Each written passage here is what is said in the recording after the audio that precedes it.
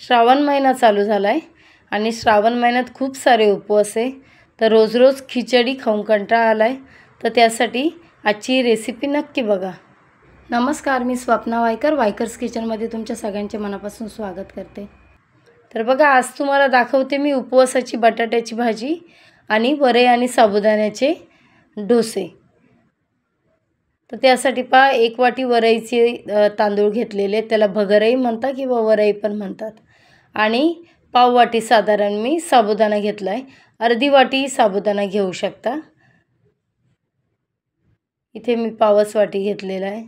तर स्वच्छ 1 ते 2 पाण्याने धुवून काढायचं आणि त्याच्यामध्ये तांदूळ आणि साबुदाणे आणि वरईच्या तांदूळाच्या वर येईल एवढंच पाणी टाकायचं. खूप जास्त पाणी टाकायचं नाही. आता तुमच्याकडे जर वेळ असेल तर जास्त वेळ हे भिजू शकता. वेळ नसेल तर अगदी 1 तासाभरात पण डोसे खूप छान तयार होतात. जास्त वेळ भिजल्यावर थोडेसे मऊ लुसलुसीत जास्त होतात, एवढाच त्याचा फरक होतो. तर बघा, आता मी फक्त 2 तास भिजवले होते आणि त्याच्यानंतर आता ते पाणी काढून घ्यायचं. जर समजा पाण्याचा आपल्याला वापर लागला पीठ मिक्स करताना, तर मी हेच पाणी वापरणार आहे, म्हणून मी ते पाणी काढून घेतलेलं आहे त्यातून. आता मिक्सरमध्ये सगळं टाकून घ्यायचं. मिक्सरच्या भांड्याची आपली कॅपॅसिटी बघून टाकायचं, नाही तर थोडं थोडं 2 बॅचमध्ये बारीक केलं तरी चालेल. आता बघा, यामध्ये एकतर तुम्ही किसूनही बटाटा टाकू शकता किंवा उकडलेला बटाटा टाकू शकता. तर मी बटाटा उकडलेला नाही आहे याच्यासाठी, तर मी 1 कच्चा बटाटा टाकून घेते.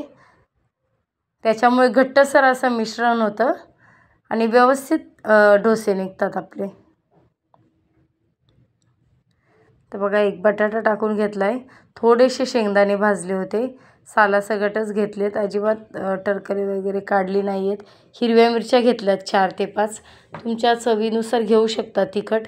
थोडंसं अद्रक घेतलं आहे आणि अर्धा कप साधारण दही घेतलं आहे. दही अजून थोडंसं वापरलं तरी चालेल. मग अशा पद्धतीने सगळं असं मिश्रण व्यवस्थित तयार झालं आहे.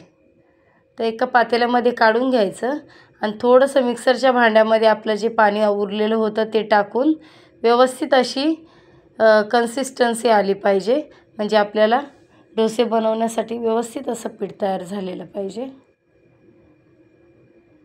तर आता हे मिश्रण जर वेळ असेल तर ठेवू शकता, वेळ नसेल तर इन्स्टंट पण त्याचे डोसे होतात. तर मीठ टाकून घेतलं आहे चवीनुसार आणि व्यवस्थित असं मिक्स करून घ्यायचं. फेटून घ्यायचं हाताने आणि मिक्स करायचं, जेणेकरून खूप छान असे हे डोसे तयार होतात. थोडंसं मला अंदाज वाटतो आहे मीठ कमी झाल्याचा, म्हणून मी परत थोडंसं मीठ टाकते. तर बघा, याच्यात सोड्याचा वगैरे वापर करतात, पण अजिबात आपण टाकलेला नाही आहे, कारण बिना सोडा टाकताही तितकाच मऊ लुसलुशीत हा डोसा तयार होतो आहे. त्याच्यामुळे मी खूप जास्त त्याच्यामध्ये काहीच टाकलं नाही. आता जरा वेळ मी पीठ भिजून देणार आहे. तोपर्यंत काय करायचं, आपल्याला जी बटाट्याची भाजी उपवासाची ती करून घ्यायची. तर त्यासाठी बघा, मी 3 बटाटे उकडून साल काढून ते चिरून घेतलेले आहेत. पॅन ठेवलं आहे. पॅनमध्ये शेंगदाणा तेल वापरायचं आहे आपल्याला उपवासासाठी. साधारण 1 पळी तेल टाकलं आहे, जिरं टाकून घेतलं आहे आणि सुक्या मिरच्यांचा वापर केला आहे. तर इथे पिकलेल्या ज्या मिरच्या येतात ना, आता पावसाळ्यामध्ये लाल मिरच्या बऱ्याचशा पिकल्या जातात, त्याही वापरू शकता. हिरवी मिरचीही वापरू शकता, पण नेहमीपेक्षा थोडंसं वेगळं असं भाजीला चव येण्यासाठी मी ही सुकी मिरची वापरली. खूप छान चव येते मिरचीनी ह्या सुक्या मिरचीचा वापर केल्यामुळे. नक्की ट्राय करा. खिचडीत पण अशा पद्धतीची मिरची तुम्ही टाकू शकता आणि भाजीत पण टाकल्यामुळे तिच्या चवीमध्ये खूप फरक होतो.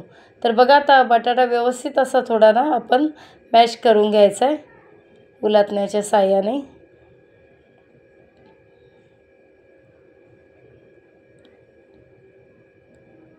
व्यवस्थित अशी भाजी ही परतून घ्यायची आहे.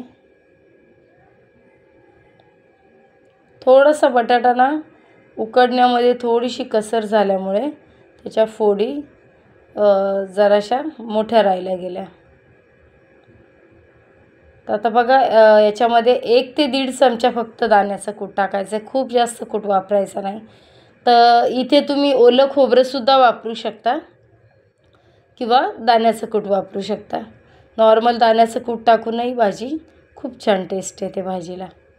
तर बघा अशा पद्धतीने आपली ही बटाट्याची भाजी तयार झालेली आहे। आता आपण ह्याच पॅनमध्ये आपल्याला डोसे काढून घ्यायचे आहेत। भाजी मी काढून घेते दुसरीकडे। व्यवस्थित असं मिश्रण एकदा मिक्स करायचं आणि पॅनमध्ये ब्रशने थोडंसं ऑइल टाकून घ्यायचं।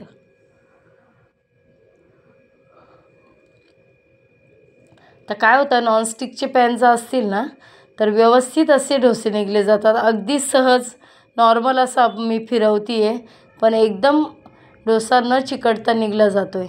तुम्हाला पातळ करायचं तुम्ही अजूनही पातळ करू शकता। मी खूप जास्त असे पातळ काढलेला नाही, मीडियम काढले, जाड पण नाही आणि पातळ पण नाही असे काढलेले आहेत। कुरकुरीत जर खायचं असेल तर अजून पातळ करू शकता।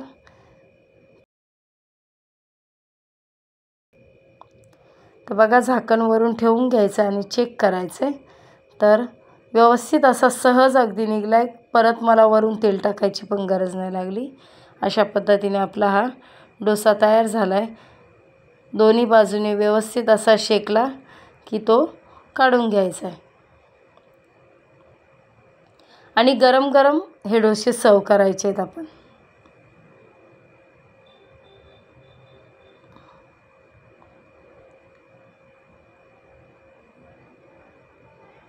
तर बघा अजून एक आपण काढून घेऊ अशाच पद्धतीने।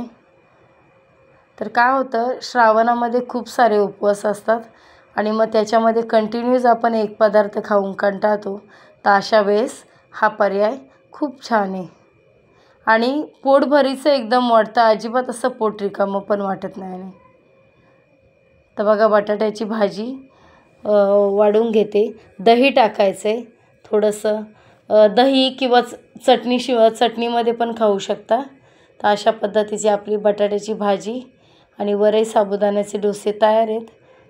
तर रेसिपी आवडल्यास लाईक, शेअर आणि सबस्क्राईब करा। थँक्यू।